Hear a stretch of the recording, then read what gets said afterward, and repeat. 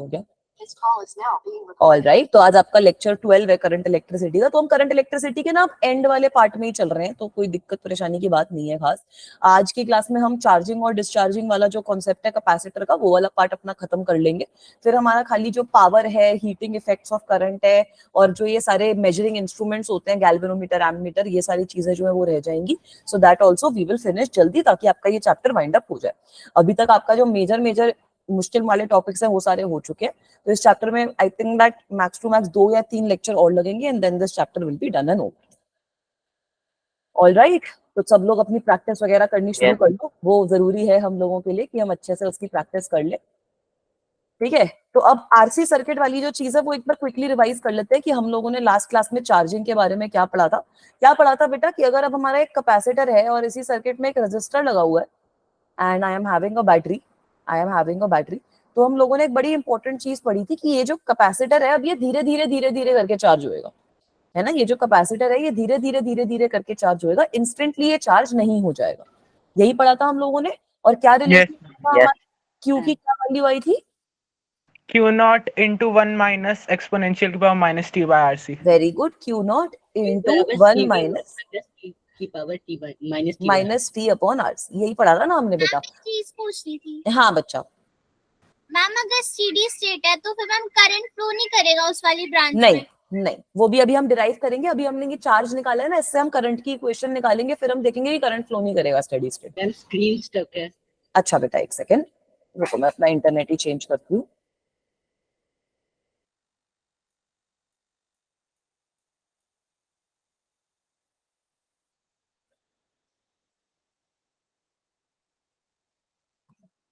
ठीक है, अभी हम ये करंट वाली चीज भी लिखेंगे कि क्या होता है, मतलब स्टेडी स्टेट का मतलब क्या होता है, टाइम इज इक्वल्स टू 0 पे क्या हो रहा है, ये वाली सारी चीजें भी अभी हम लोग करेंगे।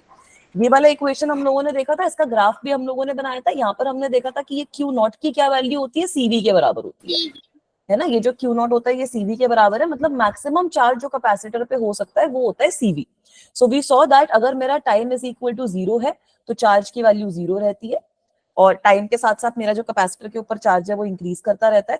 And at time tending to infinity, जब टाइम की वैल्यू इन्फिनिटी हो जाती है तब चार्ज की वैल्यू, मैक्सिमम चार्ज इस कैपेसिटर पे आ जाता है CV के बराबर। Is this okay guys? Yes, ma'am. ठीक है, इसके बाद हम लोगों ने रिलैक्सेशन टाइम का कॉन्सेप्ट भी देखा था। Ma'am, time constant. हाँ सॉरी, टाइम कांस्टेंट का, टाउ का कॉन्सेप्ट देखा था। रिलैक्सेशन टाइम में बोल रही हूँ, that is something that is in some other chapter. तो we saw what is the meaning of time constant. बस स्टार्टिंग में। हाँ बिल्कुल सही बोल रहे हो। हमने टाइम कांस्टेंट क्या देखा था बेटा? CV है बस। वेरी गुड, हमने देखा था कि टाइम कांस्टेंट का क्या मतलब होता है, ये जो आरसी होता है इसकी वैल्यू जो होती है वो हमारी टाइम के बराबर आनी चाहिए, है ना। तो टाइम कांस्टेंट का मतलब हो गया basically I am talking about RC. और अगर मैं यहाँ पर टाइम कांस्टेंट की वैल्यू सब्स्टिट्यूट कर देती हूँ, अगर आप यहाँ पर टी की जगह टी रख दोगे, टाउ रख दोगे, और टाउ और आरसी आपके कैंसिल आउट हो जाएंगे, तो हमारे पास क्यू की जो वैल्यू है वो आ जाती है 0.63 CV। हाँ 0.632 CT Q नॉट, तो इसलिए CV है ना। हाँ CV के बराबर आ जाएगा, Q नॉट हमारा CV के बराबर होता है। तो इसलिए जो टाइम कांस्टेंट है उसको हम टाउ C से रिप्रेजेंट करते हैं, उसको हम डिफाइन कर सकते हैं, is defined as the time in which 63.2% of charging is over. This is all we have covered in the last class. Yes, ma'am. ठीक है, अब बेटा जो ये अंजलि ने क्वेश्चन पूछा था, हमने ये चार्ज निकाला है, तो ये चार्ज से मैं करंट की वैल्यू भी तो निकाल सकती हूँ, Yes, ma'am. है ना। That is quite obvious that ये जो चार्ज है उससे हम करंट की वैल्यू निकाल सकते हैं, तो निकाल लो। अब हमारे पास Q की वैल्यू है, Q की वैल्यू कितनी है, Q naught into 1 minus E raise to minus. Very good. अब हमें पता है कि अगर आपको करंट निकालना है तो करंट की वैल्यू कितनी होती है, dq by dt। Yes, ma'am. Current is equal to dq by dt। तो अगर मैं इसको टाइम के टर्म्स में निकालूंगी तो मेरे पास क्या वैल्यू आ जाएगी, बताओ करंट की कितनी वैल्यू आ जाएगी? Ma'am, I is equals to I naught into 1 minus E minus very T good. by current RC. की वैल्यू कैसे आएगी? अब तुम किसको डिफरेंशिएट कर रहे हो, डी बाई डी टी तुम्हें किसका करना है? Let me multiply this, we have Q naught minus Q naught e raise to minus T upon RC। सही बात है ना बेटा? तो अगर मैं ये पहली टर्म को डिफरेंशिएट करूंगी क्यू नॉट को, मेरे पास कुछ वैल्यू नहीं आएगी। ये सेकेंड टर्म को जब मैं डिफरेंशिएट करूंगी minus Q naught as it is आएगा, और ये माइनस जो पावर है तो माइनस 1/RC से मुझे इसको मल्टीप्लाई करना पड़ेगा। तो एक तरीके से मेरे पास Q naught upon RC e raised to minus T/RC, this will be the expression which I get, Yes. right? So this is nothing but, this is, इसको आप और मल्टीपल तरीकों से लिख सकते हो, this is nothing but Q naught upon जो हमारा टाइम कांस्टेंट आया था e raised to minus t upon tau, and we can also write it in terms of, अगर आपको इसको CV के टर्म्स में लिखना है, क्यू नॉट की वैल्यू आपकी CV होती है, तो आप I को ऐसे भी लिख सकते हो that I is equals to V upon R e raised to minus t upon tau से। सही है ना बेटा? जहां पर V अपॉन R जो है वो हमारी एक मैक्सिमम करंट की वैल्यू है, और e raised to minus t upon tau से हमारा कैसे हमारा करंट डिक्रीज हो रहा है वो है। तो अब इस वाले फॉर्मूले से तुम लोग क्या देखोगे? इस वाले फॉर्मूले से एक ग्राफ ड्रॉ करना बहुत जरूरी है इस पूरी चीज के लिए। हम लोग देख सकते हैं कि जब टाइम 0 के बराबर होएगा तब मेरा करंट सर्किट में मैक्सिमम होएगा, Yes, ma'am. है ना? तब मेरा करंट सर्किट में मैक्सिमम होएगा, तब करंट की कुछ मैक्सिमम वैल्यू आएगी जो आई नॉट के बराबर है। यहाँ से हम देख सकते हैं that value is V/R। Yes. तो तब मेरा करंट कुछ मैक्सिमम आएगा। I am writing this I naught is equals to V/R। और जैसे जैसे मेरा टाइम इंक्रीज करेगा वैसे वैसे ये जो एक्सपोनेंशियल का फैक्टर है ये मेरा बढ़ता रहेगा, तो करंट जो है वो मेरा कम होता रहेगा ना, जैसे जैसे ये 1 अपॉन एक्सपोनेंशियल का फैक्टर है एक तरीके से। तो जैसे जैसे टाइम इंक्रीज कर रहा है वैसे वैसे करंट मेरा डिक्रीज कर रहा है। So that is why the current is decreasing in this exponential form. Current जो है वो आपको एक्सपोनेंशियली डिक्रीज कर रहा होता है, एक्सपोनेंशियल डीके का तुम यहाँ पर कर्व बनाते हो। सही है? तो यही क्वेश्चन तो पूछ रहे थे ना अंजलि बेटा आप? Yes, ma'am. ठीक है, ये वाली चीज नोट डाउन कर लो, फिर आगे चलूंगी। अब इसका मतलब क्या है ये चीज हम समझेंगे कि ये जो चीज हमने लिखी है ये हमने लिख तो दिया, इस चीज का मतलब क्या है, what is the implication of this thing.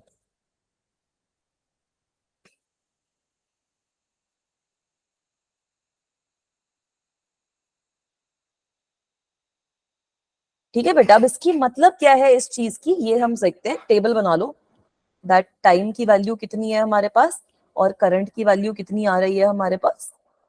Time t की वैल्यू कितनी है, करंट I की वैल्यू हमारे पास कितनी आ रही है। तो अब हम लोग लिख सकते हैं दैट जब time t is equals to 0 है तब तुम्हारा जो करंट है वो कुछ मैक्सिमम वैल्यू पे है ना, और इसकी वैल्यू कितनी है तुम्हारी V/R के बराबर है। अब जैसे जैसे टाइम तुम्हारा चेंज होएगा, जब टाइम कुछ t के बराबर है तो तुम्हारा जो करंट है उसकी वैल्यू कितनी है, जो तुम्हारा I नॉट है, जो तुम्हारा मैक्सिमम करंट है, e raised to minus t upon RC। This is fine? Yes, ma'am. ठीक है। और अब अगर यहाँ पर हम आगे चलते हैं और यहाँ पर t is equal to infinity की बात करते हैं, तो इन्फिनिटी पे हमारी क्या वैल्यू हो जाएगी? 0। 0. करंट की वैल्यू 0 हो जाएगी इन्फिनिटी पे। तो बेटा यहाँ पर अगर तुम सर्किट को देखते हो तो सर्किट को देखना बहुत जरूरी है। इससे अगर मैं अपना सर्किट ड्रॉ करती हूँ तो time t is equal to 0 पे मेरा करंट जो है वो सर्किट पे मैक्सिमम फ्लो कर रहा है। तो एक तरीके से मेरा जो कैपेसिटर है ना that starts acting like a short circuit. जो मेरा कैपेसिटर है वो शॉर्ट सर्किट की तरह एक्ट करता है, क्योंकि सर्किट में मैक्सिमम करंट फ्लो कर रहा है तो कैपेसिटर का कुछ रोल ही नहीं आ रहा ना यहाँ पर। तो जो मेरी V वोल्टेज थी, V/R करंट मेरा फ्लो कर रहा है यहाँ से। Capacitor is acting as a plain wire, capacitor is short circuit. तो ऐसे ही तुम्हें क्वेश्चन सॉल्व करने हैं, t इज इक्वल टू 0 पे कैपेसिटर को शॉर्ट सर्किट कर देना, capacitor is short circuit. Is this okay? Yes, ma'am. Ma'am ये क्यों शॉर्ट सर्किट होगा? क्योंकि मैक्सिमम करंट फ्लो कर रहा है ना, तो कैपेसिटर के अक्रॉस कुछ, जब चार्ज ही 0 है तो कैपेसिटर का कुछ रोल ही नहीं है। कैपेसिटर एक शॉर्ट सर्किट प्लेन वायर की तरह एक्ट कर रहा है जो पूरे के पूरे करंट को फ्लो करने में अलाउ कर रहा है। अब जैसे जैसे कैपेसिटर पे चार्ज अक्यूमुलेट होना शुरू होगा वैसे वैसे कैपेसिटर का रोल आने लग जाएगा, क्योंकि कैपेसिटर पे भी चार्ज आपका कुछ आ रहा है ना बेटा। और अब हमने क्या देखा कि जब टाइम तुम्हारा इन्फिनिटी के बराबर है तब तो करंट ही फ्लो नहीं कर रहा। तो अब क्या करोगे? अब क्या करोगे? Capacitor is behaving as a, मतलब मैम कैपेसिटर या फिर एक बैटरी की तरह। नहीं, कैपेसिटर अभी बैटरी की तरह काम नहीं कर रहा, बैटरी की तरह काम करेगा डिस्चार्जिंग में। अभी जो कैपेसिटर है वो ओपन हो गया, करंट ही फ्लो नहीं कर रहा सर्किट में, I is equals to 0, Yes, है ना। ma'am. तो यहाँ पर तो तुम्हारा I इक्वल टू 0 हो गया, तो इन this situation the capacitor will be open. यहाँ पर जो तुम्हारा कैपेसिटर है वो एक ओपन सर्किट की तरह बिहेव करेगा। Capacitor is behaving as an open circuit and in this situation capacitor was behaving as a short circuit. Is this okay? This is what we can see. Yes, ma'am. ठीक है बेटा, अब यहाँ से तुम इसका जो रिलैक्सेशन टाइम है वो भी डिफाइन कर सकते हो कि रिलैक्सेशन टाइम की क्या वैल्यू होगी। तो रिलैक्सेशन टाइम भी, हाँ बेटा, मेरा मैम टाइम कांस्टेंट ना। हाँ जो, अरे यार ये रिलैक्सेशन टाइम मैंने नया सीख लिया है, वेरी गुड, टाइम कांस्टेंट। अगर हम यहाँ से टाइम कांस्टेंट डिफाइन करते हैं तो टाइम कांस्टेंट तुम्हें पता है टाउ की जो वैल्यू होती है that is equal to RC.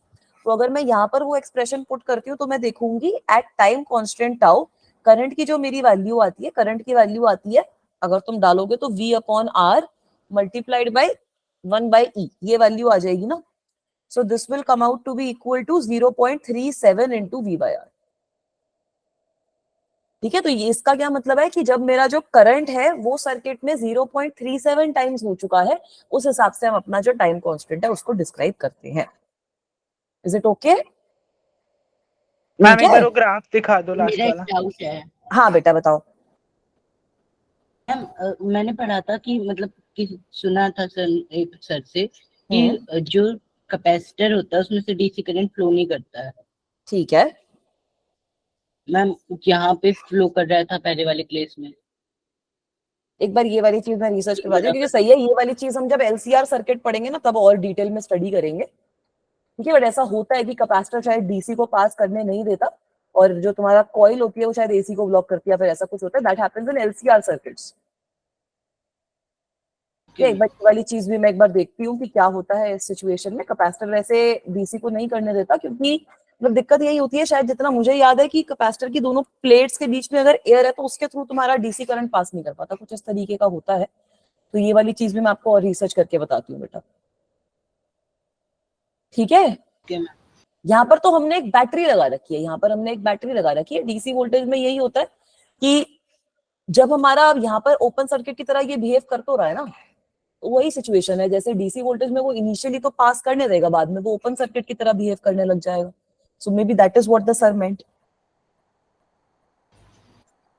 ठीक है बेटा, चलो ये वाली चीज भी मैं बाकी और रिसर्च करके आपको बताती हूँ। सही है, इतना कर लिया नोट डाउन? ये ग्राफ भी Yes, देखा ma'am. ना बेटा आपने? मैम एक क्या बेटा, आपकी आवाज ब्रेक हो गई। मैम एक मिनट मैम एक अगली मिनट वाली, पीछे वाला देखिए। हाँ एक सेकेंड। तो यहाँ पे ये जो ग्राफ है इसमें मैंने मार्क कर दिया है कि ये जो है ये हमारा T is equal to RC जब होएगा टाउ वाला टाइम है। यहाँ पे 0.37 अभी आया ना, जब हमने T की वैल्यू की जगह अगर आप आरसी रख दोगे तो आपके पास कैंसल आउट हो जाएंगे ना दोनों, तो आपके पास e रेस टू -1 रहेगा, तो v by are into 1/e जब करोगे 1/e की वैल्यू 0.37 आती है। ठीक है बेटा, is it Ma'am. Okay now? हाँ मैम लास्ट स्लाइड में आपने क्यू नॉट बाय आरसी को वी बाय आर से कैसे रिप्लेस किया? कि क्यू नॉट क्या होता है? सीवी। Q by तो वहां से आ गया ना। नहीं, क्यू अच्छा नॉट हाँ आपका ठीक सीवी है होता मैम। है ना, जो आपका ये मैक्सिमम चार्ज है, क्यू नॉट की वैल्यू सीवी के बराबर होती है बेटा, तो वहां से आ गया ये वाली चीज। सही है? Yes ma'am. Yes ma'am. ठीक है? मैम एक चीज बोल रही थी मैम, जो वो सर्किट वाले क्वेश्चंस होते हैं ना मैम वो सॉल्व नहीं हो रहे, मतलब हाँ काफी अभी करवा रही हूँ, अभी करवा रही हूँ, वो भी सारे ढेर सारे क्वेश्चंस करवा दूंगी आरसी सर्किट वाले। यस मैम, और मैम नॉर्मल वाले भी मैम जिसमें केवीएल केसीएल लगते हैं। केवीएल केसीएल में क्या मैम दिक्कत आ रही है? केवीएल केसीएल में बड़ी दिक्कत आ जाती है, कई बार वोल्ट मीटर लगा देते हैं वो लोग करंट फाइंड बहुत करने के लिए। हाँ तो हो जाता वोल्ट है। मीटर, यार देखो अगर वोल्ट मीटर लगा देंगे तो उसमें भी तुम्हें क्या दिक्कत है? वोल्ट मीटर लगाएंगे तो उस रेजिस्टर के अक्रॉस के तुम्हें बताना है कि क्या हमारी वोल्टेज आएगी। काफी सारे तो हो गए थे मैं एचसीवी मैम करता हूँ ना, तो हाँ। उसमें से जो जैसे वोल्ट मीटर था एक में पैरेलल में लगा दिया था, ये बता रखा था दोनों के अक्रॉस में कितनी वोल्टेज है, सिर्फ यही बता रखा था और बोलता अच्छा करंट। तो बेटा वो वाली चीज ना आप थोड़ा सा बेटर और समझ पाओगे जब हम उसको डील करेंगे ना, जब हम ये इंस्ट्रूमेंट्स वाली चीज समझ लेंगे। इंस्ट्रूमेंट्स में भी हम वोल्ट मीटर एमीटर सबके साथ डील करेंगे, तो मे बी तब you will be able to understand them better. वरना जो भी क्वेश्चन है एक बार मुझे भेजने की कोशिश करो, मैं आपकी हेल्प करती हूँ। ठीक है, बाकी क्वेश्चंस में देखो केवीएल केसीएल में कुछ खास ट्रिक वाला मामला नहीं है। केसीएल में तो यही ट्रिक है कि भाई जो भी नोड ले रहे हो उस पे I1 I2 I3 आउटगोइंग करके उसको ऐड करके 0 कर दो, वो तो मेरे को ज्यादा इजी लगता है। केवीएल में यही है कि तुम्हें लूप निकालना पड़ेगा और वो लूप के अंदर वो इक्वेशन लगानी पड़ेगी। मैम एक कैपेसिटर का भेजा था मैंने आपको मैम, वो सॉल्व नहीं हो रहा। एक सेकंड बच्चा, मैं आपको एक बार उसका भी और आपने जो रजिस्टर वाला भेजा उस दोनों का आंसर मैं आपको अभी देखती हूँ वो क्लास के बाद, ताकि वो आप लोगों को भेज पाऊँ। मैम ठीक है, वो कैपेसिटर वाला तो क्लास के बाद ऐसे बता देना, मतलब स्क्रीन। ठीक है बेटा, एक बार मैं ट्राई करती हूँ, अगर टाइम बचेगा तो क्लास के बाद एक बार वो वाला बता दूंगी, ठीक है? चलूं अभी आगे, ये बताओ। Yes ma'am. ठीक है, तो अभी चार्जिंग वाला जो टॉपिक है वो इतना ही है, चार्जिंग वाला पार्ट हमें समझ में आ चुका है। So now we will move on, इसके थोड़े से क्वेश्चन सॉल्व करने शुरू करते हैं। सबसे पहले ये वाला क्वेश्चन देखो, इसको कैसे करोगे अप्रोच, मुझे यही बता दो बस। ये जो क्वेश्चंस हैं, अभी 3-4 क्वेश्चन करवा रही हूँ, वो खाली ग्राफ के रिलेटेड है, they are just about graphs, की ग्राफ के सिचुएशन में क्या हो रहा है। तो अब इस तरीके के क्वेश्चन में हमने देखा है कि क्यू और टी के बीच में जो ग्राफ बनता है वो क्या बनता है, उसको थोड़ा रिकैप कर लो। अगर मैं चार्ज का ग्राफ प्लॉट करती हूँ with respect to time, then what sort of graph do we get? Exponentially increasing. Exponentially increasing मेरे पास ग्राफ आता है, जहां पर जो मैक्सिमम वैल्यू होती है उसको ये लोग अप्रोच कर रहे होते हैं, तो दे आर अप्रोचिंग सीवी। ठीक है, कुछ इस तरीके का हमारे पास ग्राफ आ जाता है, सही है ना? ऐसा ही ग्राफ आता है ना? मैम इसका ए है क्या? मैम इसका थर्ड ऑप्शन आ रहा है मैम सी ऑप्शन। देखो एक बार बताओ, तुम लोग बताओ। मैम, क्योंकि जैसे कि कैपेसिटी ए उसकी होगा। ज्यादा होगी ना, तो धीरे मतलब उसको टाइम लगेगा एक्यूमुलेट करने में चार्ज, और वो मतलब ज्यादा टाइम लेगा फिर फुल्ली चार्ज होने में। ठीक है, चलो मैम, ये तो टाइम की बात आ गई। मैम सेकंड मुझे वाले ए को लग रहा है। मैक्सिमम अप्रोच करने में ज्यादा टाइम लग रहा है ना। हाँ यस तो मैम, मैंने भी यही कॉन्सेप्ट लगाया। बेटा देखो, मैक्सिमम अगर चार्जिंग तुम्हारी धीरे हो रही है या चार्जिंग तुम्हारी फास्ट हो रही है, वो किस चीज पे डिपेंड करेगा? That will depend on the resistor, है ना? That is depending on the resistor. वो तुम्हारा आरसी के बराबर है, तो वो मेजरली तुम्हारा रेजिस्टर पे डिपेंड करता है कि तुम्हारा कितनी चार्जिंग हो रही है, कितनी फास्ट तुम्हारी चार्जिंग हो रही है। ठीक है, तुम्हारा कैपेसिटर की वैल्यू किस चीज पे डिपेंड करेगी? इन दोनों सिचुएशंस में जो सीवी की वैल्यू है वो सेम नहीं है। For both of this, for both the curves, for both curves, Qmax is same. Can you guys see that? Yes ma'am. Yes Qmax की वैल्यू अगर सेम हुई तो वहीं से आ गया ना हमारे पास, C1V will be equal to C2V। अगर हमने सेम बैटरी लगा रखी है, यहाँ पे सेम बैटरी तो लगाई हुई है यस मैम। ना? तो बैटरी बड़ी रेजिस्टर, अच्छे से बनी है। हाँ बैटरी बड़ी प्यारी सुंदर सी बना रखी है। ठीक है, तो ये इससे ना बैटरी से मुझे याद हो गया था कि हाँ, ये वाला जो टॉप वाला होता है ये पॉजिटिव होता है, बॉटम वाला नेगेटिव होता है। तो यहीं से हमारे पास आ जाएगा ना C1 का वैल्यू C2 के बराबर, तो बेटा यस मैम। यस सही बात है ना? So option A is the right answer in this case. अब ऐसा ही एक और क्वेश्चन देखो, अब इस सिचुएशन में रेजिस्टर के ऊपर क्या कमेंट करोगे? मैम नहीं दिखा। Ma'am R2 greater than R1। अच्छा R2 एक सेकंड बेटा, greater than R1। नहीं दिख रहा तो मैं आगे चलती हूँ। हाँ, R2 ग्रेटर देन R1 अब कैसे आया? मैम क्योंकि उसकी अगर रेजिस्टेंस ज्यादा है तो कैपेसिटर को ज्यादा टाइम लगेगा ना चार्ज बिल्कुल एक्यूमुलेट सही, करने में। बिल्कुल Yes. सही बोला। और इसको लॉजिकली नहीं, बिल्कुल लॉजिकली तो तुमने निकाल लिया, इसको ग्राफ से भी अगर देख रहे हो, इसको ग्राफ से भी अगर देख रहे हो, तो तुम लोग देख सकते हो कि दोनों की सीवी की वैल्यू तो सेम है, both of them have the same value of CV. तो दोनों के लिए जो ये 0.63 सीवी वाला पॉइंट होगा वो सेम होगा, है ना? तो we can see that tau 1 की जो वैल्यू है यहाँ पर, टाउ 1 की जो वैल्यू है यहाँ पर वो कम है टाउ 2 के कंपैरिजन में, है ना? इसका मतलब क्या है? दैट R1C की value is less than R2C। तो यहीं से तुम लोग देख सकते हो दैट R2 की value will be greater than R1। Is it okay guys? So the correct Yes. Option is option C. Yes. अब यही सेम अगर तुमसे क्वेश्चन पूछा जाए बट तुम्हें करंट वाला ग्राफ गिवन हो, तब कैसे करोगे? अब now try to do this. Now here you have to analyse the current वाला ग्राफ।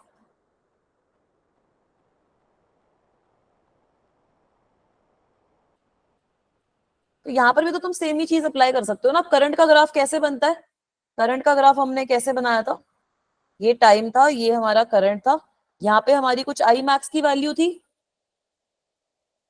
है ना? हमारे पास कुछ, अच्छा बेटा एक सेकेंड, मैम इसका C आएगा R2 ग्रेटर देन R1। ठीक है अभी निकालते हैं सी आएगा नहीं आएगा। अब आई मैक्स जो होता है वो धीरे धीरे हमने देखा था डिटीरियोरेट करता है। और यहाँ पर हम टाउ को कैसे डिफाइन करते हैं? यहाँ पर तुम्हारा टाउ है, उसको तुम कैसे डिफाइन करते हो? मैम इसका ऑप्शन बी है। ओके, एक बच्चे ने बोला ऑप्शन बी, एक ने बोला ऑप्शन सी। ठीक है, टाउ को कैसे डिफाइन करते हैं? जब तुम्हारी जो करंट की वैल्यू होती है वो कुछ 0.3 के बराबर हो जाती है, 0.37 के बराबर, 0.37 I naught. Is this okay? अब यार Yes, यहाँ ma'am. पर एक बड़ी इंपॉर्टेंट चीज तुम लोगों को दिख रही है कि दोनों के लिए आई मैक्स सेम है। Yes ma'am. आई मैक्स की वैल्यू कितनी होती है? V by R. तो क्या हुआ, क्या वैल्यू, क्या ऑप्शन सही है? ए। है ना? V upon R1। दोनों के केस में हमने वोल्टेज सेम लगा रखी है। अगर वोल्टेज यहाँ पे अनइक्वल होती तब दिक्कत में आते। तो V upon R1 will be equal to V upon R2। इसका मतलब तो यही है कि R1 will be equal to R2। Yes ma'am. Yes, ma'am. सही बात है ना, R1 इक्वल टू R2 आया, so that means option A is correct. अब इसी केस में अगर मैं तुमसे कैपेसिटेंस पूछती हूँ तो कैपेसिटेंस कैसे बताओगे? Now try to determine the value of capacitance. Yes ma'am.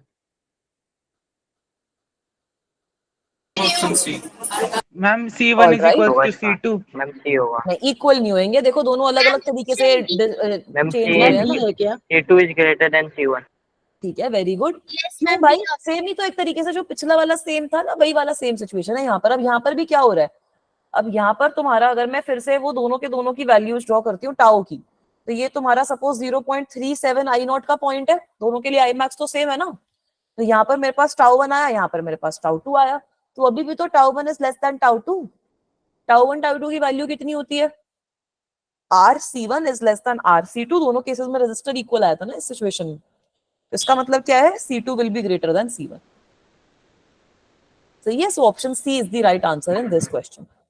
Is it okay बच्चों? Yes ma'am. Yes, ma'am. ठीक है, तो मैम अब हाँ बेटा, मैम मतलब थोड़ा देख रहे हैं क्योंकि अभी ये समझ नहीं आया ना। अच्छा समझ नहीं आया? देखो ये चीज समझ में है कि आई वाला जो ग्राफ होता है, आई वाला जो ग्राफ होता है, तुम्हारे दो जो ये ग्राफ है Q वाला और I वाला, इसमें दो इंपॉर्टेंट चीजें हैं। एक तो तुम्हारी मैक्सिमम वैल्यू कितनी है आई नॉट की, और दूसरी तुम्हारी जो टाउ की वैल्यू है वो कैसी आ रही है। आई का ग्राफ तो तुम्हारा डिक्रीजिंग बन रहा है, ग्राफ तो तुम्हारा डिक्रीजिंग बन रहा है, बट खाली इंपॉर्टेंट पॉइंट यही है कि when the value becomes equals to 0.37 I naught, जब ये हमारा टाउ होता है तो ये हमारा जो टाइम होता है वो टाउ रिप्रेजेंट करता है, और टाउ की वैल्यू RC के बराबर होती है। तो अगर इस वाले कर्व में ये चीज हम देख रहे हैं, तो यहाँ पर तुम लोग देख सकते हो ना कि टाउ 1 की वैल्यू टाउ 2 से कम आ रही है, यस तो टाउ की वैल्यू RC के बराबर है। अभी पिछले वाले पार्ट में इसी क्वेश्चन में हमने देख लिया कि रेजिस्टेंस दोनों की वैल्यू इक्वल होनी चाहिए, मतलब RC1 must be less than RC2 for this to happen, okay right? ठीक है, अभी Yes. समझ में आया बेटा? चलो यस अब ये जनरल RC सर्किट के लिए एक ट्रिक सब बच्चे नोट डाउन कर लो। ये वैसे मैंने पहले ही बता दी, बट एक बार अभी आगे वाले जो क्वेश्चंस हैं वो सारे हम इसी से सॉल्व करेंगे। For general RC circuit, this is a very important thing. अगर तुम्हें कोई भी RC सर्किट गिवन है, कोई भी कॉम्प्लिकेटेड सा भी कॉम्प्लिकेटेड गिवन है, सिंपल सा सिंपल गिवन है, कुछ भी गिवन है, तो यहाँ पे सपोज ऐसे मस्त एक बैटरी लगा रखी है, इसकी वोल्टेज है कुछ V के बराबर, और ये R है, ये मेरा C है। तो बेटा आपसे ना दो ही तरीके के क्वेश्चन पूछे जाएंगे कि T इज इक्वल टू 0 पे क्या हो रहा है, और T is equal to infinity पे क्या हो रहा है। T is equal to infinity तुम्हारी स्टेडी स्टेट है, तो T इज इक्वल टू 0 पे तुम्हें याद रखना है कि कैपेसिटर को शॉर्ट सर्किट से रिप्लेस कर देना, कैपेसिटर को शॉर्ट सर्किट से रिप्लेस कर देना। फिर जितने भी तुम्हें रेजिस्टर गिवन है सबकी अपनी इक्विवेलेंट रेजिस्टेंस वगैरह निकाल ली, करंट कितना फ्लो कर रहा है सर्किट में वो सारी चीजें निकाल ली, V/R तुम्हारा करंट फ्लो कर रहा होगा। This is what is happening at time T is equals to 0। And अगर तुम्हारे से पूछा जाए कि स्टेडी स्टेट में क्या हो रहा है, स्टेडी स्टेट के केस में तुम क्या करोगे कि कैपेसिटर ओपन वाली, सर्किट। हाँ, कैपेसिटर को एक ओपन सर्किट से अपना रिप्रेजेंट कर दोगे।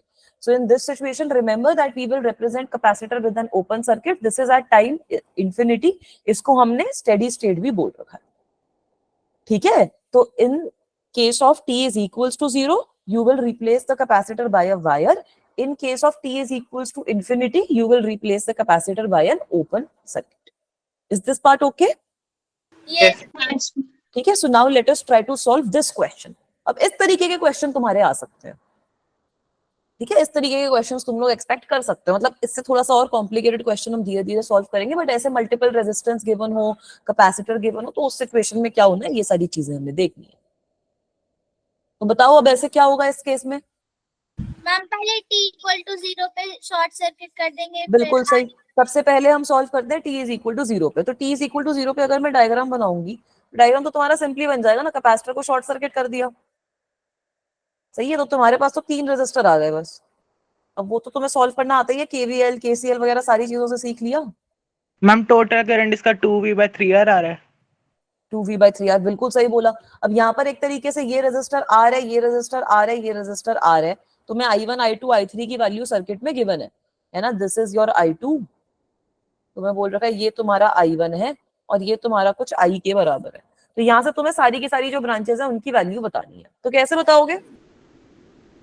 मैम सबसे पहले पहले नेट रेजिस्टेंस निकाल के उससे करंट टोटल करंट सबसे निकालते पहले हैं। इक्विवेलेंट रेजिस्टेंस निकालो। तो इक्विवेलेंट रेजिस्टेंस कैसे निकलेगी? ये दोनों तुम्हारे पैरेलल में है, यस मैम। ये जो रेजिस्टर्स हैं ये तुम्हारे दोनों पैरेलल में है, तो ये तो R/2 हो जाएंगे।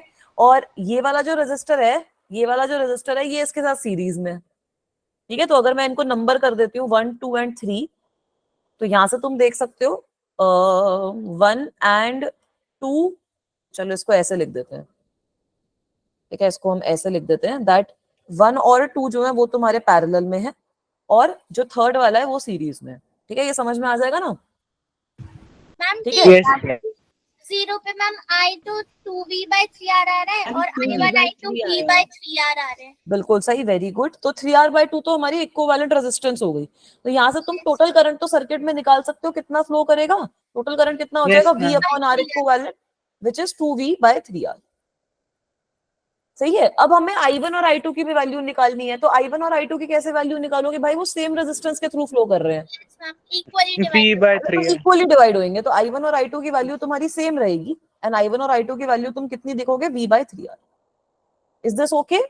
Yes ma'am. ठीक है, now imagine how we will solve this same thing at t is equals to 0। तो t is ma'am equals to 0 पे कैसे करोगे? तो फिर ओपन सर्किट हो जाएगी। बिल्कुल सही। मैम अभी नेट करंट आ रहा है इसका V/2R और I1 की V/2R और I2 0। यस बिल्कुल सही, बिल्कुल सही बोला बेटा। अब अगर इसी को मैं एक बार चलूं, आगे लेके चलूं? Yes ma'am. ठीक है, अब अगर मैं t is equal to infinity पे यही सेम सर्किट देखूं, तो इन्फिनिटी पे आप लोगों ने बिल्कुल सही बोला कि ऊपर मेरा एक रेजिस्टर लगा हुआ था, ये वाला जो अब यहाँ पर जो कैपेसिटर है उसको तो मुझे ओपन से कनेक्ट करना पड़ेगा। नीचे मेरा एक रेजिस्टर लगा ही हुआ है, और फाइनली मेरा एक रेजिस्टर। स्क्रीन पॉज अच्छा, स्क्रीन पॉज है, एक सेकंड बेटा।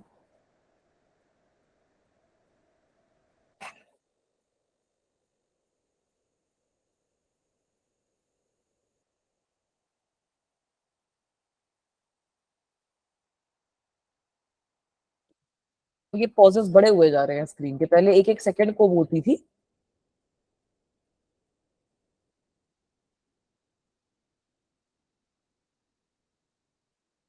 नाउ इज इट विजिबल बच्चों?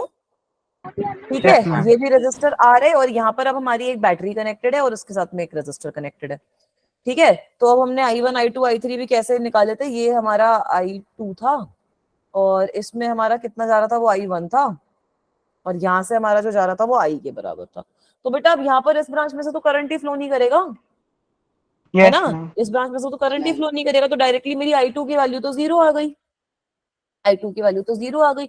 इसका मतलब क्या है कि अगर मैं अब इस सर्किट की इक्विवेलेंट रेजिस्टेंस निकालती हूँ, तो दोनों के दोनों मेरे सीरीज में है, 2R तो 2R मेरी इक्विवेलेंट रेजिस्टेंस आ जाएगी। तो I की वैल्यू कितनी आ जाएगी? V/2R। V/2R। ठीक है, I की वैल्यू आ गई V/2R। अब अगर I की वैल्यू V/2R है और I2 मेरा 0 है, तो यही I1 तो यहाँ से फ्लो भी करेगा, यस मैम। यही I1 तो यहाँ से फ्लो भी करेगा। तो I1 की कितनी वैल्यू हो जाएगी इस केस में? V/2R। सही है, is it okay? Yes ma'am. ठीक है बेटा, अब इसमें आपसे इस तरीके के क्वेश्चंस आप पे पूछे जा सकते हैं। अब चलो आगे चलते हैं। अब इसी क्वेश्चन को एक तरीके से आगे इन्होंने एक्सटेंड कर रखा है, वही सेम पुराना वाला क्वेश्चन है। यहाँ पर आपसे पूछ रहे हैं कि कैपेसिटर के ऊपर मैक्सिमम चार्ज कितना है, ये बताओ। तो वो कैसे बताओगे? Ma'am t equals to 0 V is equal to Q by V is equal to 0 पे तो चार्ज 0 है। Ma'am T is equals to infinity पे होगा। T is equal to infinity पे हमारा मैक्सिमम चार्ज होएगा। मैक्सिमम चार्ज, सबसे पहले यही पॉइंट लिख लो that maximum charge will be at t is equal to infinity। अब t is equal to infinity में हमने मैक्सिमम चार्ज का फॉर्मूला तुम्हें पता है, cv के बराबर होता है। तो q मैक्स की वैल्यू कितनी है? cv। c तो आपका कांस्टेंट है, v क्या लोगे? V max v क्या लोगे? v मैक्स नहीं, v क्या लोगे? Voltage across the capacitor at infinity. Voltage across the capacitor at infinity. तो इसका मतलब क्या हुआ भाई? अब इसका मतलब क्या हुआ ये मुझे एक्सप्लेन करने की कोशिश करो। इसका मतलब क्या हुआ कि अभी पिछले क्वेश्चन में हम लोगों ने देखा है कि सिस्टम के अंदर हमारा कुछ करंट फ्लो कर रहा है, सिस्टम के अंदर कुछ करंट हमारा फ्लो कर रहा है। तो कैपेसिटर के अक्रॉस एक तरीके से कितनी वोल्टेज है इस सिचुएशन में? कैपेसिटर मैम के अक्रॉस कितनी V/2। वोल्टेज है? IR V/2 है ना, IR अच्छा। की इक्वल हमारी वोल्टेज है, तो IR की वैल्यू कितनी हो जाएगी भाई? बिल्कुल सही बोला, V/2 multiplied yes by ma'am. R, so this will be equal to V/2। यही आई थी ना हमारी पिछले केस में करंट की वैल्यू, मैम है ना बच्चा? दोबारा बताना। अच्छा, मैंने क्या बोला कि कैपेसिटर के अक्रॉस कितनी वोल्टेज है, जितनी यहाँ पर भी होगी एक तरीके से तुम्हारी, जितनी यहाँ पर वोल्टेज है उतनी तो तुम्हारी कैपेसिटर के अक्रॉस भी वोल्टेज होगी ना। तो वो वोल्टेज निकालने के लिए अब मुझे पता है कि इसके थ्रू जो करंट फ्लो कर रहा है that is equals to V/2R। तो इसके अक्रॉस वोल्टेज कितनी हो जाएगी, IR के बराबर हो जाएगी ना बेटा। तो वोल्टेज V/2 आ गई। Yes ma'am. तो इसका मतलब है कि कैपेसिटर के ऊपर मैक्सिमम चार्ज कितना आ गया, C into voltage at capacitor infinity पे, which will be equal to CV/2। So in this situation, CV/2 is the maximum charge which will exist at the capacitor. Ma'am ये आपने जो voltage निकाली है कौन से वाले रेजिस्टर के लिए निकाली है? ये इस वाले रेजिस्टर के लिए, कैपेसिटर के अक्रॉस जो रेजिस्टर है वो तो एक तरीके से यही वाला आ जाएगा ना, या फिर ये वाला भी देख सकते हो, तो ये वाला देख लो इसमें, लेकिन वोल्टेज डिवाइड हो जाएगी, ये दोनों सीरीज में कनेक्टेड है। ये वाला तुम्हारा जो पूरा अरेंजमेंट है ये पैरेलल में है ना एक तरीके से। Yes ma'am. सही है। अभी इसका एक और क्वेश्चन करवाती हूँ, वहां से तुम्हें और अच्छे से समझ में आ जाएगा। मैम एक मिनट ये नोट कर लो। हाँ, ये चीज नोट डाउन कर लो, ठीक है। मैम तो QR अब कैसे हो रहा है? फिर से बोलो बच्चा। अभी ये पिछले केस में निकाला था ना हमने करंट की वैल्यू, कि इंफिनिटी पे करंट की वैल्यू V/2R आएगी, ओके। ठीक है। तो अभी हमने पिछले केस में निकाली, तो वहां से करंट की वैल्यू मैंने प्लग इन कर दिया।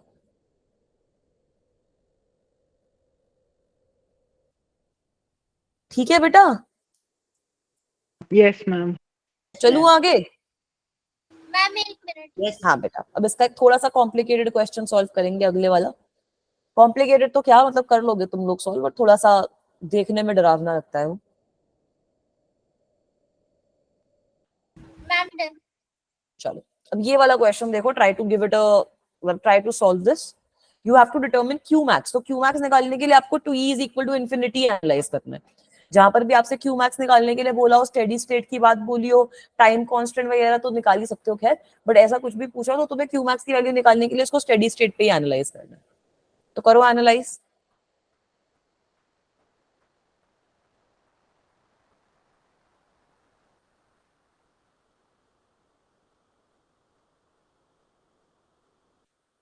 ठीक है, सबसे पहले ये बताओ, T is equal to infinity पे डायग्राम बन जाएगा ना हमारा डायरेक्टली, यस मैम। है ना। डायग्राम क्या बनेगा भाई, ये 4 ओम का रेजिस्टर तो है ही, ऊपर इसके 2 ओम का रेजिस्टर हमने लगा रखा है, ये यहाँ पर हमने ये बैटरी लगा रखी है, बैटरी के साथ में हमने 3 ओम का रेजिस्टर लगा रखा है, यहाँ पर हमने ये 6 ओम लगा रखा है, और यहाँ पर हमने 6 ओम लगा रखा है। अब T is equal to infinity पे कैपेसिटर वाली ब्रांच तो मैटर ही नहीं करेगी ना, यस मैम। कैपेसिटर वाली ब्रांच तो मैटर ही नहीं Yes, करेगी। ma'am. अब यहाँ पर हमारे रजिस्टर की वैल्यू भी हम लोगों को पता ही है, एक की 4 ओम है, एक की 2 ओम है, इसकी 6 ओम है, इसकी भी तुम्हारी 6 ओम ही गिवन है, ये वाली जो है वो तुम्हें 3 ओम गिवन है, और ये तुम्हें 20 वोल्ट गिवन है बैटरी। अब वोल्टेज किसके अक्रॉस निकालोगे, जो तुम्हें कैपेसिटर के एक्सप्रेशन में प्लग इन करनी है, ये A और B पॉइंट के अक्रॉस। ठीक है, जो तुम्हें वोल्टेज निकालनी है वो तुम ये A और B पॉइंट के अक्रॉस निकालोगे, जो तुम कैपेसिटर वाली चीज में प्लग इन करोगे। जितनी वोल्टेज इसके अक्रॉस होगी उतनी तो कैपेसिटर के अक्रॉस भी हो रही होगी ना, है ना बेटा। ओपन सर्किट का मामला है ना यहाँ पर, तो जितनी वोल्टेज यहाँ पर इसके अक्रॉस होगी उतनी वोल्टेज तो कैपेसिटर के अक्रॉस भी होगी। करंट तो फ्लो ही नहीं कर रहा, तो वोल्टेज तो तुम्हारी सेम ही होगी दोनों में।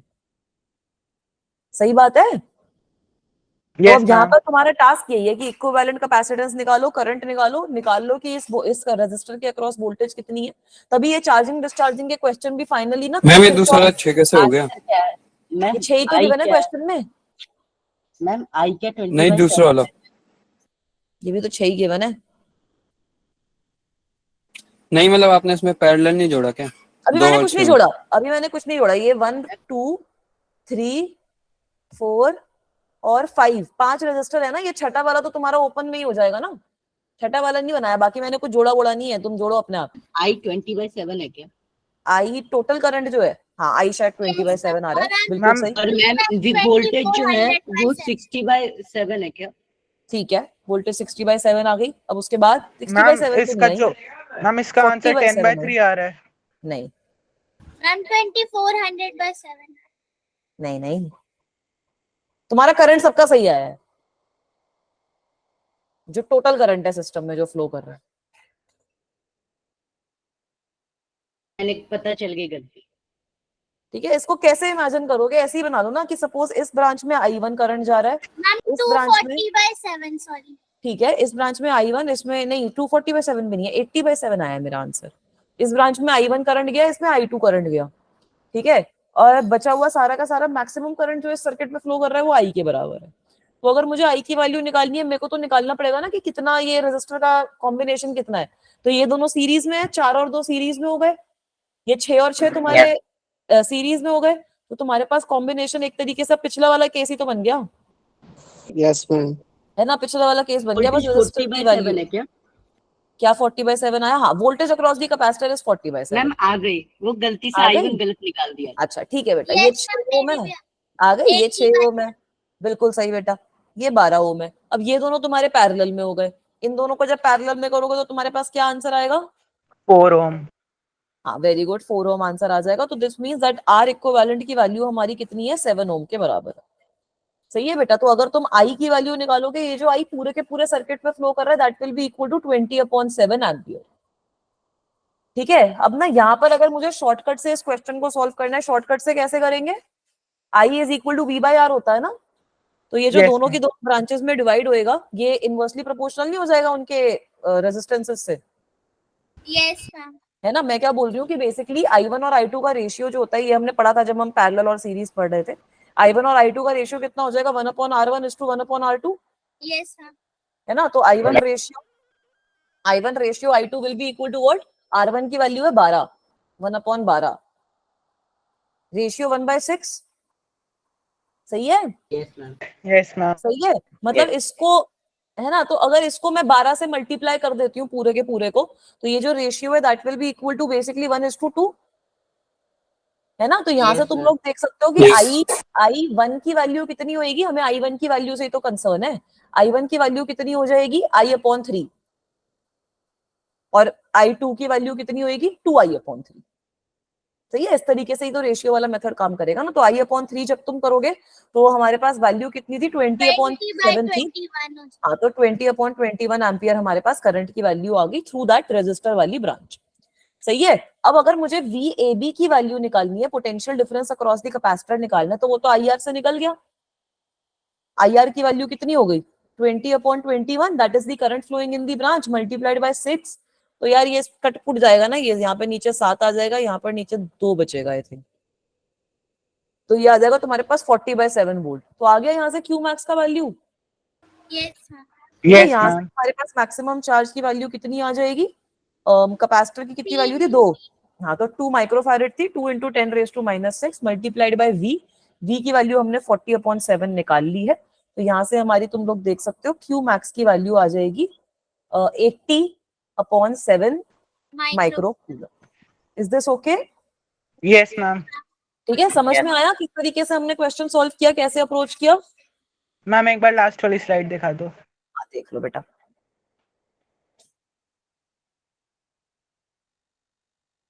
चश्मा पहन लेते हैं। मैं भी अपने आर इक्विवेलेंट इसमें तो अलग अलग करंट फ्लो होता है ना। तो क्या हो गया? आर इक्विवेलेंट निकालने के लिए तो अलग अलग करंट तो फ्लो होता ही है ना, पैरेलल में आपका करंट डिवाइड हो जाता है। तो यहाँ पर ये वाले जो दोनों चार्जेस हैं, ये सीरीज में, चार्जेस बोलिए, दोनों के दोनों रेजिस्टर सीरीज में, 4 और 2 वाले, है ना। तो इसको अगर ऐड करूंगी तो 6 आ जाएगा, ये 6 और 6 वाले सीरीज में, तो 12 आ जाएगा, और नीचे आपका 3 ओम है। अब ये 6 और 12 वाले जो रेजिस्टर है ये पैरेलल में है, तो 1/6 + 1/12 करोगे 4 ओम आएगा तुम्हारा आंसर यहाँ से।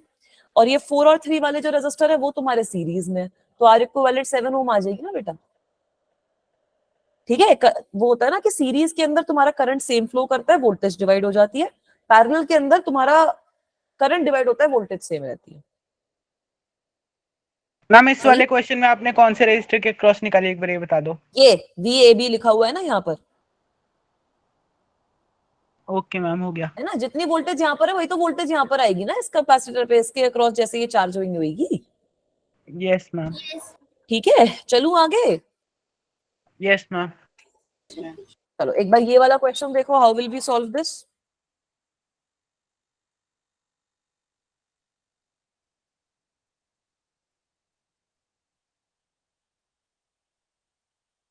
KCL लगाना पड़ेगा। लगाओ जो भी लगाने का मन है तुम्हारा। Q मैक्स बता दो कितना आएगा। V2 में कितना आया बच्चा? Q मैक्स निकालना है सारे क्वेश्चंस में, मेजरली तुम्हारे पास इसी ये Q मैक्स ही पूछते हैं और कुछ खास पूछते नहीं। करंट निकालना आ गया, क्यू मैक्स निकालना आ गया, तो वही पूछते हैं कि कैपेसिटर पे कितना चार्ज आ जाएगा। मैम करंट की वैल्यू 6 एम्पियर आ रही है। एक सेकेंड, करंट की value 6 ampere, yes I think so, हाँ 6 एम्पियर आ जाएगी, बिल्कुल सही है।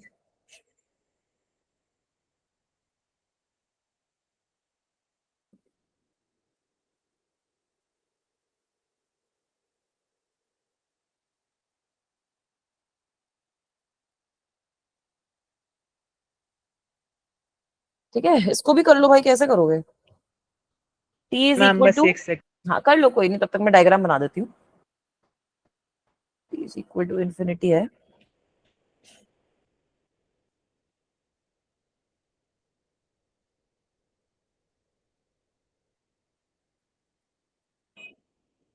मैम 16 माइक्रोकूलम आ रही है।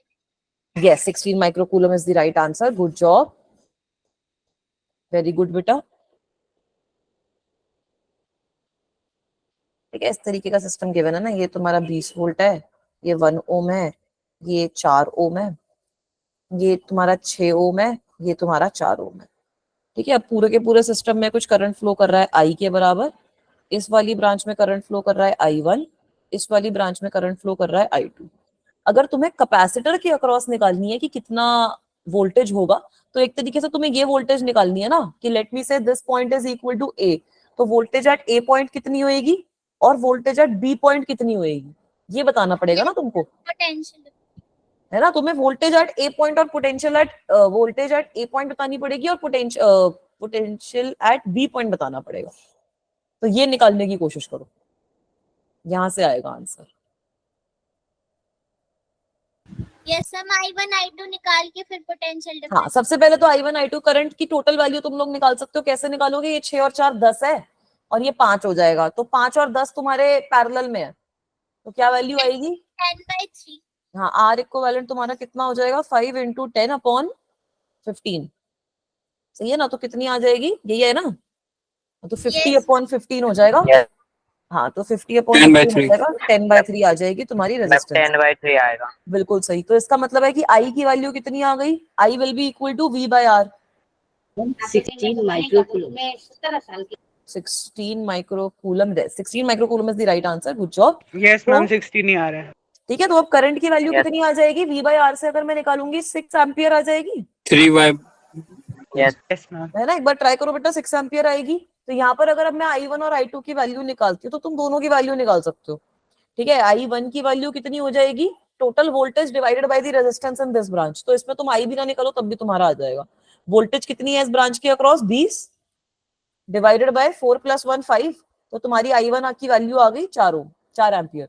और I2 की वैल्यू कितनी आ जाएगी? 2 total ampere. Voltage divided by 6 + 4 10, which is equal to 2 amperes. So even if you don't do this analysis, then also you can determine the value of I1 and I2 directly. Now if I want to determine the ma'am I1 की potential, value क्या है? अच्छा 4 है। 4 ampere बेटा, 20/5 है ना। 20 इसके across potential है और दोनों में रेजिस्टेंस हमारी 5 बन रही है, तो ये पूरी ब्रांच में I1 जो करंट फ्लो करेगा 4 एम्पियर करेगा। अब अगर मुझे ए और बी की वैल्यू निकालनी है, कैसे निकालूंगी? ये बोल देती हूँ 0 के बराबर है ना। तो जैसे ही मैंने बोला ये 0 के बराबर है, ये वाला जो एंड है वो 20 के बराबर हो गया, ये वाला जो एंड है वो 20 के बराबर हो गया। तो अब तुम्हें ये बताना है कि ये जो करंट तुम्हारा फ्लो कर रहा है उसकी वजह से यहाँ पर ए पे कितना पोटेंशियल आ रहा है, तो कैसे बताओगे? Ma'am 20 + IR। ठीक है, 20 minus IR yes ma'am, minus. है ना। तो पोटेंशियल एट ए तुम्हारा कितना हो जाएगा? 20 minus I into 6, 20 minus I2 into 6 rather. तो I2 की वैल्यू हमने 2 लिखी थी, मल्टीप्लाइड बाय 6 कर दूंगी, तो ये हो जाएगा 20 - 12 8 वोल्ट, सही है। और वैसे ही अगर मैं पोटेंशियल एट बी निकालूंगी तो पोटेंशियल एट बी कितना आएगा? 20 - 1 × 4। 20 - 1 इंटू 4 नहीं, 20 - 1 इंटू 1 इंटू 4। अच्छा, I1 की वैल्यू 4 है, ठीक है। तो अब यहाँ से मेरी जो वैल्यू आएगी वो 16 वोल्ट आ जाएगी। तो इसका मतलब है कि कैपेसिटर के अक्रॉस पोटेंशियल कितना है? कैपेसिटर के अक्रॉस 8 पोटेंशियल वोल्ट। निकलेगा ना, बिल्कुल सही। हमारा कैपेसिटर के अक्रॉस जो पोटेंशियल है दैट इज VBA, उसकी वैल्यू आ गई हमारे पास VB - VA, which is equal to 8 volt. सही है, अब हो जाएगा ना आंसर। Yes ma'am. अब अगर Yes, कैपेसिटर ma'am. के अक्रॉस तुम्हारा 8 वोल्ट पोटेंशियल है तो 8 वोल्ट का क्या मतलब है, 2 माइक्रोफैरेड इंटू 8 वोल्ट कर लो, 16 माइक्रोकूलम चार्ज आ जाएगा। ठीक है, ये कहाँ लिखूं? तो यहाँ से तुम ये देख सकते हो दैट ये स्लाइड छोटी पड़ गई बस एक फाइनल फॉर्मूला लिखने के लिए। चलो अगली स्लाइड पे लिख देते हैं फिर। ठीक है, तो यहाँ से हम लोग ये देख सकते हैं दैट हमारी जो V की वैल्यू है जो कैपेसिटर के अक्रॉस है इन्फिनिटी पे which is equals to VBA, उसकी वैल्यू हमारे पास कितनी आई है, 8 8 वोल्ट, 8 वोल्ट। है ना, बिल्कुल सही। ओहो सी, एक सेकेंड बेटा, we have gotten the value as 8 volt. तो इसका यही मतलब है कि Q मैक्स की हमारी वैल्यू कितनी हो जाएगी, C multiplied by VC infinity. तो ये हमारी वैल्यू आ जाएगी 8 multiplied by 2 microfarad which is 16 microcoulomb and this is your final answer. Is this okay? Yes ma'am. चलो Yes. वेरी गुड, अब आगे चलते हैं। अब यहाँ पर तुम्हारा जो क्वेश्चन है वो थोड़ा चेंज हो चुका है। यहाँ पर वही सेम डायग्राम है जो हमारा पहले भी था। तो हमारे पास वो जो पहले वाला सबसे पहला क्वेश्चन नहीं किया था हमने जहाँ पर 3 रजिस्टर है हमारे, we are having 3 Yes. Resistors, वही वाला वो क्वेश्चन वाला है इधर।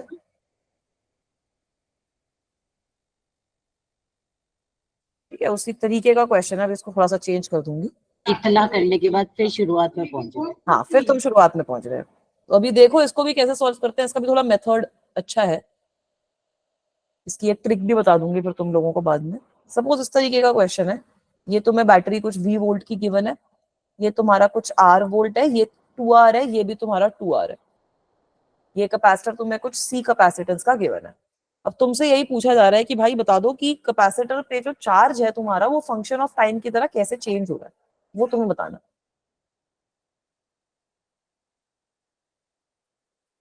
मैम सी एट टाइम की निकालनी। निकालो, कैसे निकालोगे, मैं वही तो पूछ रही हूँ। मैम एक सेकंड सॉल्व करते हैं इसको। करो, इसको सॉल्व करने की कोशिश करो।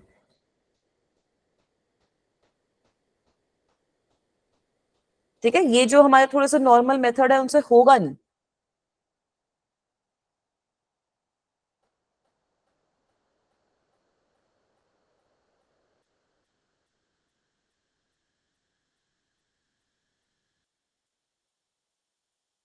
ठीक है, तो सपोज इसको थोड़ा सा सॉल्व करने का तरीके में थोड़ी हेल्प करती हूँ तुम्हारी, थोड़ा सा कॉम्प्लिकेटेड है ये।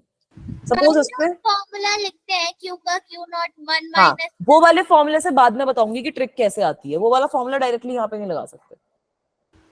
उसके लिए भी तुम्हें उसके लिए तुम्हें क्या करना पड़ेगा, तुम्हें पहले Q मैक्स की वैल्यू निकालनी पड़ेगी, है ना। फिर RC क्या होता है वहां पर, RC is the R equivalent multiplied by C। तो वो एक ट्रिक है, वो बताऊंगी तुम्हें कैसे करते हैं, बट अभी एक बार नॉर्मली देखो कि इस क्वेश्चन को कैसे सॉल्व किया जा सकता है।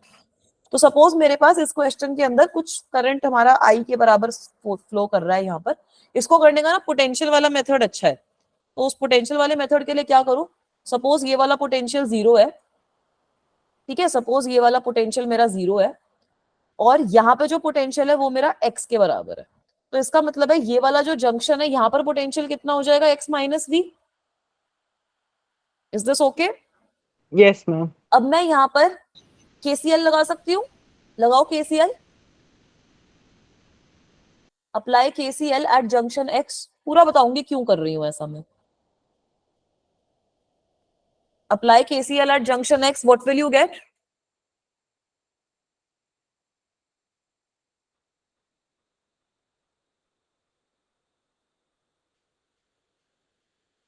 अब ये जो पहली वाली ब्रांच है ये I1 है, सपोज ये मैम मेरा V/5 आ जाएगा x।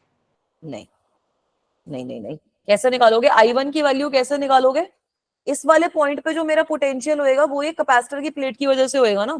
तो I1 की वैल्यू जो आ जाएगी वो मेरी आ जाएगी x minus Q by C, that is the voltage across the resistor divided by R divided by 2R। दूसरा वाला मेरा क्या बनेगा, ये I2 वाला तो सिंपल है, x x upon minus 2r। हाँ x माइनस 0 तो मतलब x अपॉन 2R। और तीसरा वाला तुम्हारा क्या बन जाएगा, x minus v minus 0 upon R, तो plus x minus v upon R। So this must be equal to 0। तो अब यहां से निकालना क्या वैल्यू आएगी x की। ये तरीके की कॉम्प्लिकेटेड इक्वेशन बनेगी ना बेटा यहाँ पर।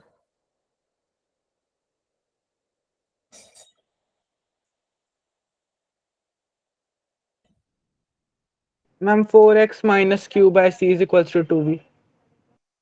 तुम्हें वोल्टेज नहीं निकालनी, तुम्हें x की वैल्यू निकालनी है। x की वैल्यू क्यों निकाल रही हूँ? क्योंकि मेरा टास्क है कि मुझे I1 फाइंड आउट करना है।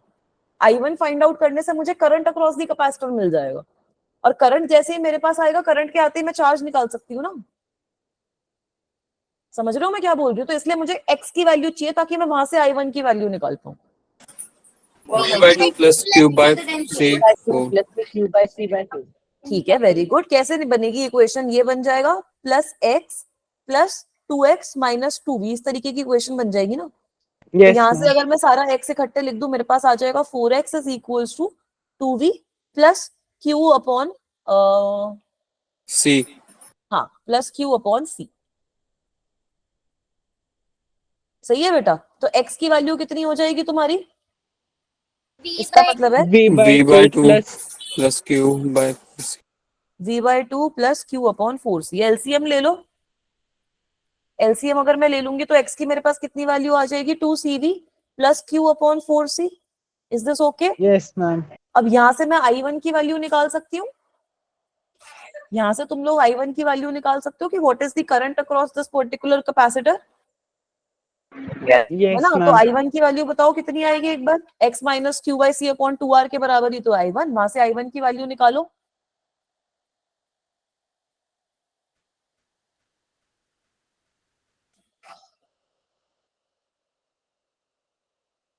ठीक है, ये मैथमेटिकल है ये पूरा का पूरा पार्ट। इसके बाद इसको शॉर्ट में कैसे करना है वो भी बता दूंगी। Ma'am 2cv minus 3q upon 8r. ठीक है, 2cv minus 3q upon 8rc। हाँ ma'am, sorry, Yes, 8rc. ma'am. Right, यही आ रहा है। तो बिल्कुल सही आ रहा है बेटा। कैसे निकालोगे? आई की वैल्यू कितनी है? x minus Q upon C upon 2r। तो मतलब what you guys have to do is you have to subtract 2cv plus q upon 4c minus q by c divided by 2r। ये हमारा M है। सही है ना बेटा? तो इसका मतलब है कि अगर ये सारी कैलकुलेशन तुम लोग करोगे, c और c कॉमन आ जाएगा, बस यहाँ पर 4 का फैक्टर ही तो आएगा, और नीचे तुम्हारा 4c से मल्टीप्लाई हो जाएगा। तो तुम्हारे पास करंट की वैल्यू बिल्कुल सही बोली है, 2cv minus 3q upon 8rc value आ जाएगी। 8 Yes, और ma'am. करंट की एक और वैल्यू होती है dq by dt। Yes, ma'am. तो यहां से अब आ जाएगी ना q की वैल्यू इंटीग्रेट करके। समझे कैसे करना है? Yes, ma'am. Now you guys have to integrate this. Integrate कैसे करोगे भाई? इंटीग्रेट कैसे करोगे? q वाली टर्म को इकट्ठे ले जाओ, t वाली टर्म को इकट्ठे ले जाओ। तो बेसिकली इंटीग्रेशन किसकी आएगी? dq की इंटीग्रेशन आएगी with 3cv minus 3q, and this will be equal to what? dt। Ma'am ये 2CV है ना, 3 कैसे होगा? हाँ, 2cv, सॉरी। ठीक है, इंटीग्रल किसके बाद आएगा? 2cv 1 minus 3q। और इंटीग्रल क्या बेटा? ठीक है, और इंटीग्रल कहां से कहां तक होएगा? 0 से लेकर q तक कर लो, और ये वाली टर्म को इंटीग्रेट करते हैं। ठीक है, इस तरीके की टर्म को इंटीग्रेट करोगे तो सब्स्टिट्यूशन मेथड यूज करके इंटीग्रेट करोगे ना। 2cv माइनस 3q को सब्स्टिट्यूट कर दो। Yes, ma'am. सही है, एक बार चलूं आगे। ठीक है, इसको इंटीग्रेट करने के लिए तुम क्या करोगे? 2cv माइनस 3q को मैम हम सब्स्टिट्यूट कर देते हैं कुछ u के बराबर। तो इसका मतलब है minus 3dq will be equal to du। तो dq की वैल्यू कितनी आ गई? Minus 1/3 du। लिमिट को हम चेंज नहीं करेंगे, हम अभी लिमिट को -3dq चेंज नहीं कर रहे। कैसे हो गया? अगर इसको डिफरेंशिएट करोगे तो 2cv तो कांस्टेंट है, खाली q ही तो तुम्हारा वेरी हो अच्छा, रहा है आपने ना। डिफरेंशिएट। dq is 3। हाँ, इसको ओके। डिफरेंशिएट करेंगे तो यहाँ पे du आ गया, यहाँ पे 3dq आ जाएगा, माइनस 3dq। सही है बेटा? तो अगर मैं ये चीज को यहाँ पे सब्स्टिट्यूट करूंगी तो मेरे पास कुछ ऐसा आंसर बन जाएगा कि लेफ्ट हैंड साइड पे जो इंटीग्रल है वो du अपॉन u का हो गया, तो डायरेक्टली मेरे पास ln की वैल्यू आ जाएगी, है ना? तो अगर इसको सॉल्व करोगे तो तुम्हारे पास इस तरीके का कुछ आना चाहिए, 1/ln of 2cv minus 3q from 0 से लेकर q। ठीक है बेटा? यहाँ पर मैं इसीलिए अंजलि बेटा अपनी जो लिमिट्स है वो चेंज नहीं कर रही, क्योंकि मेरी लिमिट्स मैं सेम ही रख रही हूँ। मैं बाद में u को फिर से वापसी सब्स्टिट्यूट कर लेती हूँ ताकि मेरी जो लिमिट्स है वो सेम ही हो जाए। And this will be equal to t upon rc। Yes ma'am. Yes ma'am. LN समझ में आया क्या अभी? मैम हाँ, हाँ ठीक है। इंटीग्रेशन के अलावा कोई और तरीका नहीं है? इंटीग्रेशन तो करनी पड़ेगी बेटा, इंटीग्रेशन के बिना नहीं होगा। इसको इंटीग्रेट करने में अब क्या होगा, अगर मैं इसको इंटीग्रेट करूंगी तो मेरी जो पिछली वाली टर्म है वो क्या बन गई है, डी क्यू की वैल्यू हो गई है एक तरीके से -1/3 डी यू। तो -1/3 integral of D you upon you बन गया है ये। इसको इंटीग्रेट करोगे तो तुम्हारे पास -1/3 ln यू आ जाएगा ना, तो वहां से मैंने ये लिख दिया है। सही है, -1/3 ln u is equal to -1/3 ln of 2cv - 3q, और इसको लिमिट लगा देंगे 0 से q तक। अभी ठीक है? ठीक है यहां तक बता। तो अब अगर इसमें मैं लिमिट लगाऊंगी, ये -1/3 को इस साइड पे ले जाती हूँ, तो मेरे पास क्या आ जाएगा, ln of 2cv - 3q minus ln of 2cv will be equal to -3t upon 8rc. Is this okay? ठीक है, अब यहाँ पर तुम वो ln वाली जो प्रॉपर्टी है वो निकालो, तो तुम्हारे पास क्या आ जाएगा, 2cv - 3q divided by 2cv, इसका पूरे का ln will be equal to -3t upon 8rc. अब अगर मैं एक्सपोनेंशियल ले लूंगी, एक्सपोनेंशियल अगर मैं ले लूंगी तो 2cv - 3q upon 2cv will be equal to what? exponential of -3t upon 8rc. Yes ma'am. ठीक है, अब यहाँ पर मैं 2cv इधर ले जाऊं, अगर मैं 2cv इधर ले जाऊं और ये सारा थोड़ा सा मैथमेटिक्स यहाँ पर कर दूं, तो एक बार ये वाली चीज सब बच्चे वेरीफाई करो, मेरा जो चार्ज Q है बराबर 2cv by के 3 1 minus e। यही आ रहा है। Yes, मैम ये आ रहा है। ठीक है, इस पे अगर थोड़ी सी मैथमेटिक्स परफॉर्म कर लेंगे तो यही आंसर आ जाएगा हमारा। Is this okay? Yes ma'am. ठीक है, यहाँ तक सब बच्चे हैं मेरे साथ या गुम हो गए हैं? मैम वो -q है। एक्सपोनेंशियल वाली टर्म आगे नहीं आएगी क्योंकि -3q है ना वहाँ पे। नहीं, -q उधर जाएगा तो एक्सपोनेंशियल नेगेटिव में इधर आ जाएगा ना। इसको 2cv से मल्टीप्लाई कर दूंगी तो 2cv आ गया, फिर अगर अच्छा इसको ठीक मैं है इधर ठीक ले है गई ठीक है। इधर ले गई तो 2cv कॉमन आ गया, है ना, और 1 यस माइनस मैम की ठीक है हो गया। एक्सपोनेंशियल वाली टर्म बन गई। सही है, इज दिस ओके? अब यस मैम। देखा करनी पड़ी ये चीज करने के लिए, इसका शॉर्टकट बता दूं अब, यस है मैम ना, बता शॉर्टकट दो। हम लोगों को पसंद है मैम ना। इससे तो लेस देन बनाएगा ना?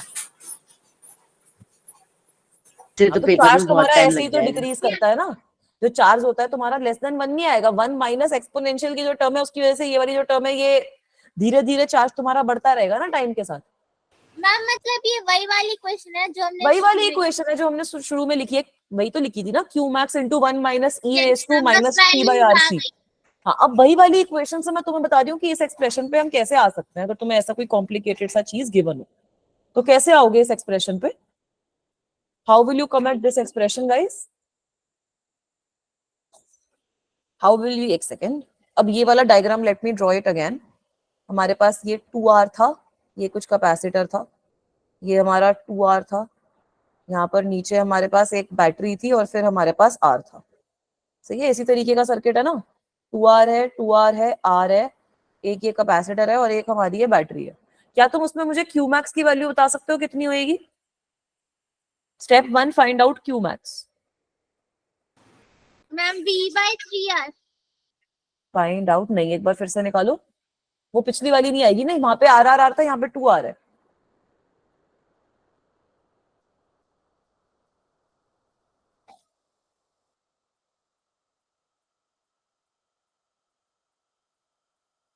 मैम मैंने आई बता दिया था।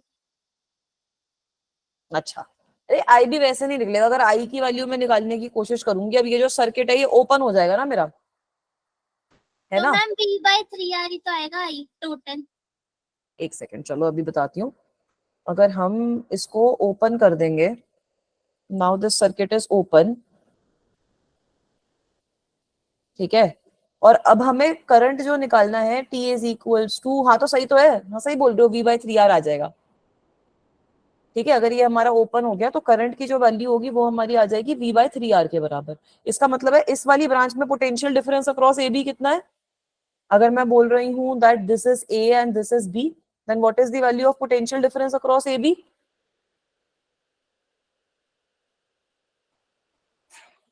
पोटेंशियल डिफरेंस कितना आ जाएगा ए बी के अक्रॉस बच्चों? V/2 2v/3 very good. तो पोटेंशियल डिफरेंस की वैल्यू अक्रॉस ए बी मेरे पास आ गई 2v/3। तो इसका मतलब है क्यू मैक्स की कितनी वैल्यू है?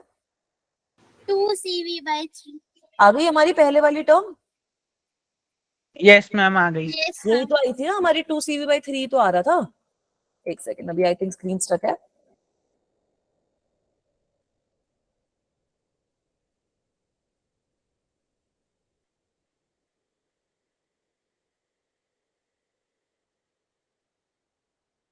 विजिबल है बेटा? अब यहाँ पर जो दूसरी टर्म है वो है हमारा जो एक्सपोनेंशियल वाला जो टर्म है वो निकालना है। तो यहाँ पर तुम्हारा स्टेप 2 क्या रहेगा? स्टेप 2 क्या रहेगा? You will find out R equivalent between P and Q. और पी एंड क्यू कौन से हैं? ये जो कैपेसिटर है इसके एंड्स। अगर ये मेरे पी और क्यू है तो इनके बीच में अब तुम्हें बताना है कि इक्विवेलेंट रेजिस्टेंस कितनी आ रही है। तो इनके बीच में तुम्हें बताना है कि इक्विवेलेंट रेजिस्टेंस कितनी आ रही है। तो करो पोटेंशियल वाला फॉर्मूला यूज करके मुझे पी और क्यू के बीच में बताओ इक्विवेलेंट रेजिस्टेंस कितनी आएगी।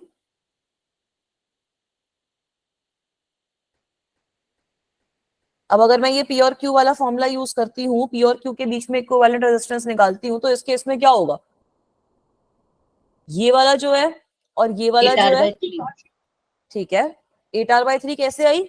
ये वाले दोनों रेजिस्टर मेरे एक तरीके से पैरेलल में हो गए, है ना? ये वाले दोनों रेजिस्टर मेरे एक तरीके से पैरेलल में हो जाएंगे अगर मुझे पी और क्यू के अक्रॉस निकालनी है तो रेजिस्टेंस, यस मैम। है ना? ये वाले दोनों रेजिस्टर मेरे पैरेलल में हो गए और उसके साथ ये वाला जो रेजिस्टर है वो सीरीज में आ जाएगा।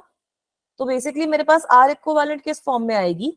R into 2R divided by R plus 2R plus 2R। ठीक है, एक बार ये वाली चीज सब बच्चे वेरीफाई कर लो। तो यहाँ से जब तुम वैल्यू निकालोगे तो ये बताना है ये 2R क्यों ऐड किया मैम? क्योंकि अब सपोज मेरे पास यहाँ पर ये वाला बैटरी अगर सपोज नहीं है और मुझे खाली इन दोनों के बीच में ये जो पी और क्यू वाले पॉइंट्स है इनके बीच में मेरी जो इक्विवेलेंट रेजिस्टेंस है वो निकालनी है। तो सपोज ये वाला जो है ये मेरा एक्स के बराबर हो गया, ये वाला जो है ये मेरा कुछ एक्स के बराबर होएगा पोटेंशियल। तो यहाँ से ये वाले जो दोनों है ये मेरे इक्वल पोटेंशियल पे नहीं आ जाएंगे एक्स और क्यू पे। So these two will be parallel, 2R और R एक दूसरे के साथ पैरेलल में हो जाएंगे और इनका जो कॉम्बिनेशन है ये सीरीज में हो जाएगा with this capacitor. Ma'am Okay, अभी ma'am. भी Yes, ma'am. अच्छा एक और मैं बता दूं, मैं ये बोल रही हूँ बेटा कि यहाँ पर हमारे ना जो ए और बी टर्मिनल के बीच में हम निकालते हैं यूजुअली कैपेसिटेंस, वो टर्मिनल बदल गए हैं। अब मैं कैपेसिटेंस निकालना चाहती हूँ पी और क्यू के बीच में, जहाँ पे मैंने मेरा कैपेसिटर लगा रखा था उस वाले टर्मिनल के बीच में आप अपनी जो कैपेसिटेंस है वो फाइंड आउट करना चाहते हो। तो जब आप वो फाइंड आउट करने की कोशिश कर रहे हो तो उसके हिसाब से ये वाले जो दोनों टर्मिनल है ये मेरे इक्वल पोटेंशियल पे नहीं आ जाएंगे दोनों साइड से, तो ये दोनों तो एक दूसरे के साथ पैरेलल में हो जाएंगे और ये वाले जो इनका कॉम्बिनेशन होएगा पैरेलल में वो 2R के साथ सीरीज में आएगा। मैम पर बैटरी क्या हो? बैटरी को एक बार हटा दो, बैटरी को छोड़ो, बैटरी सपोज नहीं लगी हुई यहाँ पर, तब उस तरीके से इमेजिन कर लो। Okay ma'am. ठीक है, अगर बैटरी नहीं लगी तो दिख रहा है ना सीधा सीधा कि ये दोनों हमारे पैरेलल में हो जाएंगे और उसके साथ ये वाला सीरीज में हो गया। Okay ma'am. ठीक है, सो व्हेन दैट हैपेंस तो हमारी ये 8R/3 रेजिस्टेंस आ गई। तो अब अगर तुम अपनी ये वाली जो सारी की सारी चीजें तुम्हें पता चल गई, इसको अपने एक्सप्रेशन में डालोगे Q max into 1 minus E raise to minus T upon R E Q R, इस तरीके से, तो तुम्हारे पास जो क्यू की वैल्यू आएगी वो वही आएगी जो हमारे पिछले केस में आई थी, है ना? 2cv/3 into 1 minus exponential of, अब ये 3 ऊपर आ जाएगा तो minus 3t upon 8R। Is it okay? Yes ma'am. ठीक है, तो ये वाला जो चीज है ये तुम्हारा एक तरीके से एक शॉर्टकट की तरह एक्ट करेगा। तो यहाँ पे चार्जिंग ऑफ द कैपेसिटर का जितना पार्ट अपन लोग पढ़ सकते थे वो हमने पढ़ लिया है। ठीक है बेटा, चार्जिंग ऑफ द कैपेसिटर में इतना ही पार्ट पढ़ेंगे अभी। उसके बाद नेक्स्ट क्लास में अपन लोग डिस्चार्जिंग ऑफ द कैपेसिटर पढ़ेंगे और उसके बाद अपना आगे जो ये पावर और हीट डिसिपेशन वाला सारा कॉन्सेप्ट है वो वाली चीजें पढ़ लेंगे। ठीक है।